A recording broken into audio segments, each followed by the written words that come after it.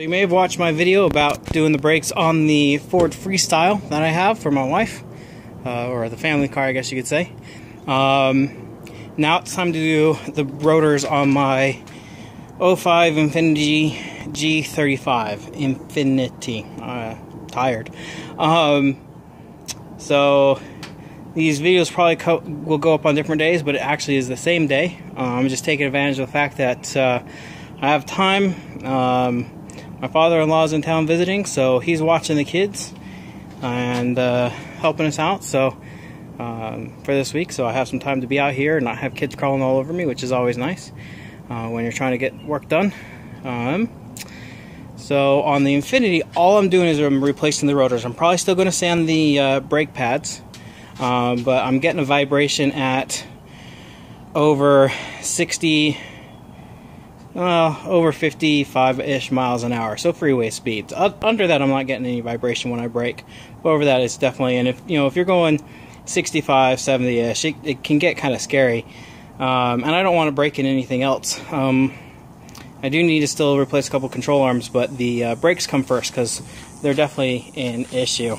And I thought about getting them turned, but as with the other car, I don't know what the thickness necessarily is on them. I looked at them and they looked okay, but I also looked at the Freestyle, and if you watch my other video, you'll see on there that the passenger side, inner side of the rotor was just eaten away. And while the outside looked great, the inside was just trash. And so I'm just going to go ahead and replace them. Not going to have to worry about them. Stay focused and just get that taken care of. So go ahead. I probably won't take as many updates on this one because I'm not doing as much work. Just replacing the rotors and putting new rotors on it, bleeding the brakes, and calling it good. So I'm out of brake fluid, but my wife's going to be taking off here pretty soon and getting me some more, and then be able to bleed. I need to finish bleeding the brakes on the Freestyle, and I'll be bleeding the brakes on this. So thanks for watching, and keep watching for a few more updates.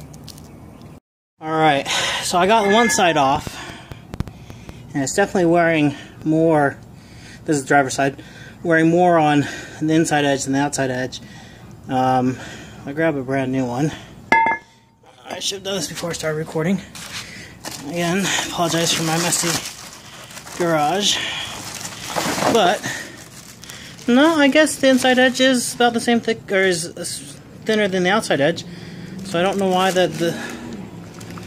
well, one thing I did notice, I'm going to go ahead and replace the rotors since I got them. They don't look warped at all. Of course, it doesn't take much for it to cause vibration, but that bushing couldn't be more shot, so I'm definitely going to be replacing that in the next week or two, as it is gone. And so let me check the other one on the other side.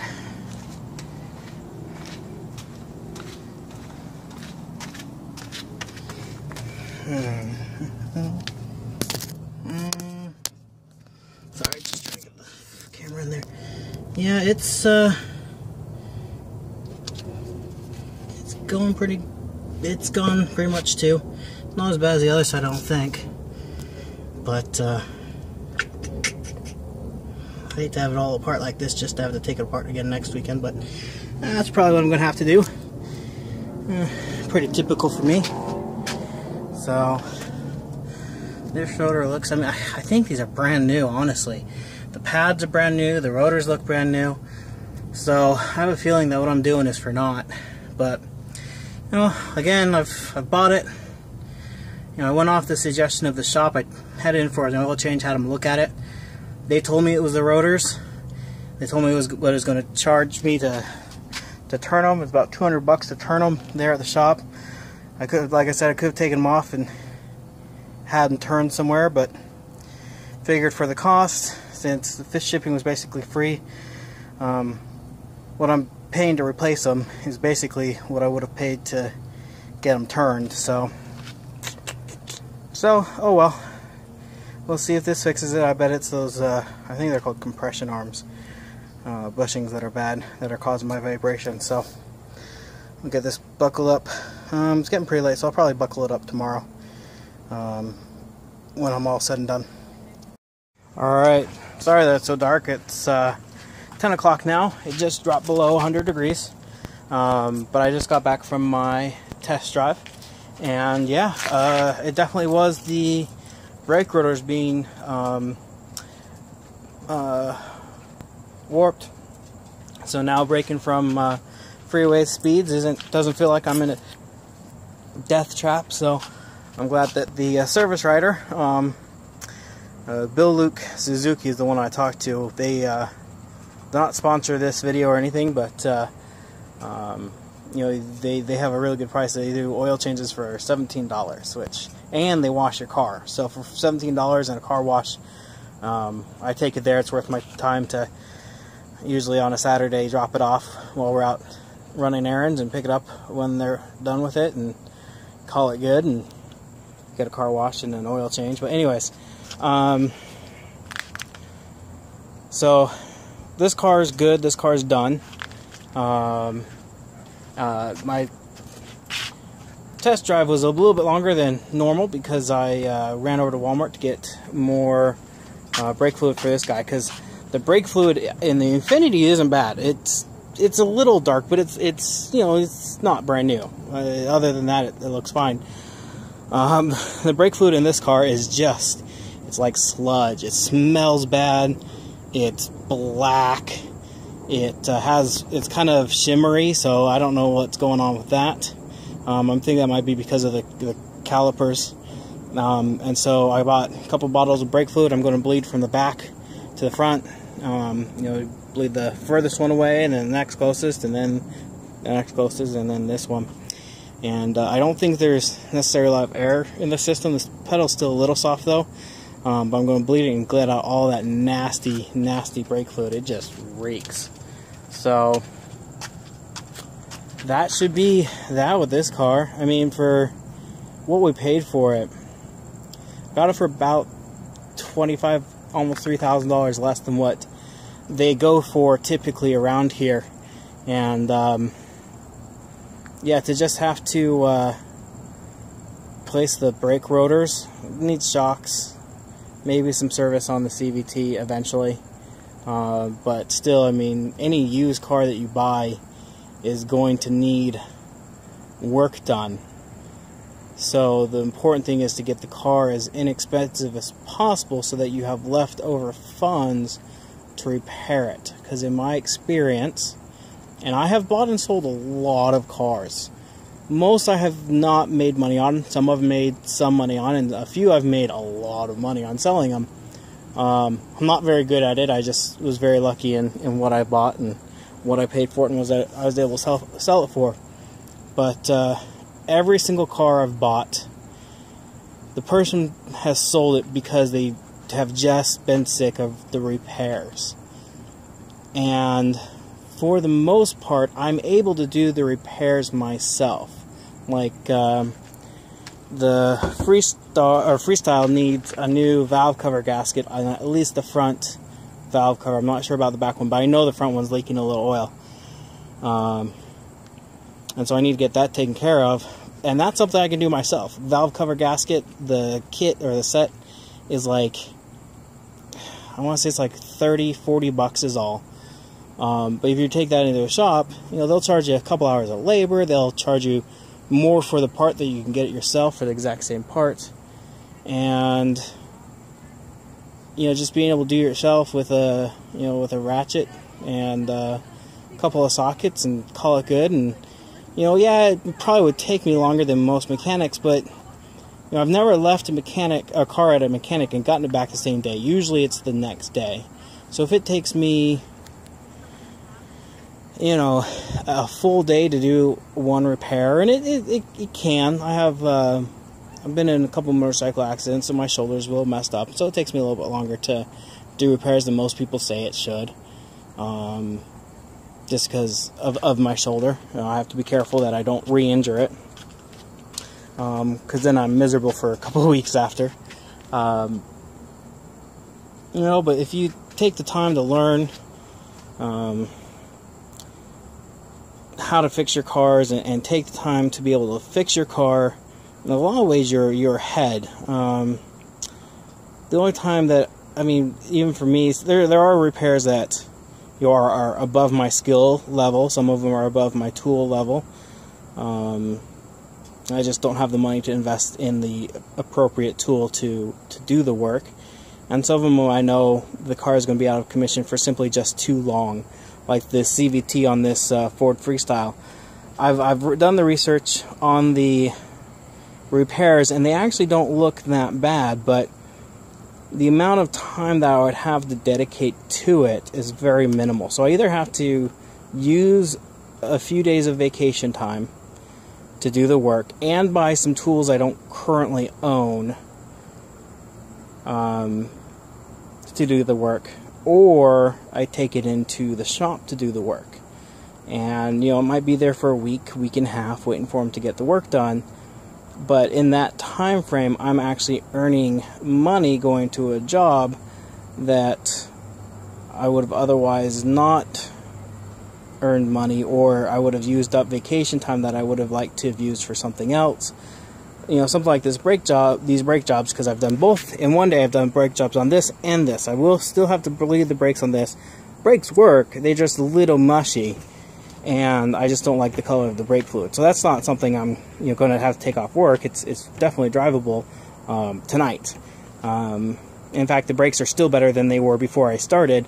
They were mushy when I started. I was just hoping that fixing the caliper would fix that. But now they don't have the creak, but they're still a little mushy, so blew the brakes. Anyways, so that was an afternoon. I started probably around 5:30, finished up around 9:30, so it was 4 hours. But I did, I replaced the brakes and rebuilt the calipers on this one. This car didn't really take me that much time. Plus, I have a wife and kids. My father-in-law is town, so I took breaks to, eat dinner and spend a few minutes with the family before they, with the kids before they went off to bed. So it wasn't a full 4 hours. But I'm done, and I spent on everything. I spent about $150. I buy most of my parts online, but I make sure to buy name brand quality parts. I just shop around until I find the best price. I don't always buy from the same place, because not everybody has the same prices all the time, so it's important to shop around. And I know I'm rambling a bit. I apologize. But I was just thinking about it. It's something I'm very grateful that I have the skill set to do in it. And it's funny to me that other people don't pick up the skill set, because it's very, I'm in computers, and I work on cars. Oh, and my battery's dying, so I have to end this soon. I'm in cars, I'm in computers, and for the most part, they're like big puzzle pieces. The electronics are what gets you on cars. You have to have the right diagnostic tools for some of the stuff, but if you do have the right diagnostic tools, even then a lot of electronic stuff isn't difficult. You just have to know what pieces go where, and in some respects you can throw parts at it, especially if you're doing the repairs yourself. You can throw, for what you would pay for a repair at the dealership, you can throw a lot of parts at a problem and fix it yourself. And through trial and error, you can definitely learn to do more. But go ahead and sign off this video. Hopefully you've enjoyed the 2 videos I've done. They weren't my Jeep. I know they're going on my off-road channel, but I had to get these done and spent the money on these cars and not on the Jeep, because these are what we drive every day. Again, I've done a lot of work in securing some new sponsorships. Please go to the link in the description. Go to my website. I've listed them for you. You can bookmark my website, so if you ever think of shopping on any of those sites, there's Amazon, eBay, 4-wheel drive hardware, there's Abs of Maine, there's even KitchenAid and OtterBox. So I was able to secure those, and if you're thinking of buying any of those products, please use my link. It supports these channels, because I have a couple of channels, and gets this work done. So hopefully these videos I've made will help somebody down the line, because the videos I saw specifically on the Freestyle, the people said to put silicone on the on the calipers, which is something you should not do. You should not put anything but brake fluid. And it didn't take me very long. It was actually a fairly easy video, or excuse me, a fairly easy fix to do. And it really didn't take me much longer. I mean, by the time you get the brake apart to put the silicone on there, you've almost just done all the work to rebuild the cylinder, you know, and put in a new ring and everything. And that's way better, way more secure, will last a lot longer. I mean, it's your brakes. The two most important things on your car are your tires and your brakes, because who cares if your engine doesn't run? What matters are what stops you and what keeps you out of a crash, and that's your tires and brakes and your suspension. But typically, most of the time, unless a metal fatigue or you crack something, your suspension isn't going to cause you necessarily to have a crash. But a bad tire or bad brakes will cause you to have a crash, and that's something you definitely want to maintain and keep on top of and do properly. Like the tires on this Freestyle, they're the tires that are on it, but I don't like them. I'm probably the ones. They're another thing. You should always change all 4 tires at the same time. Don't have 2 different sets of tires. And the Freestyle actually has 2 different tires on the back. They were on the front, but they're now on the back because I rotated them. And 2 similar tires on the front. And they are the cheapest tires you can buy. And I don't like that. This car carries my family. Why would I put the lowest bidding tire on my car? That just doesn't make sense. It's really not that big of much more money to invest in slightly better tires. And if you shop around, Cooper tires at Discount Tire are the same as the Cooper tires at Fletcher's or at Tire Rack or Discount Tire Online, or one of 100 other vendors. They're the same tire. They are made by the same manufacturer, the same factory. Why not get the best tire you can, or at least reasonably best tire? Obviously, you're not going to go out and spend $1,000 per tire because you're not gaining any benefit. But spending an extra $20, $30, $50 a tire to get something that'll last longer, be more secure, be more resilient to punctures, be better in rain and snow, and that's nice, YJ.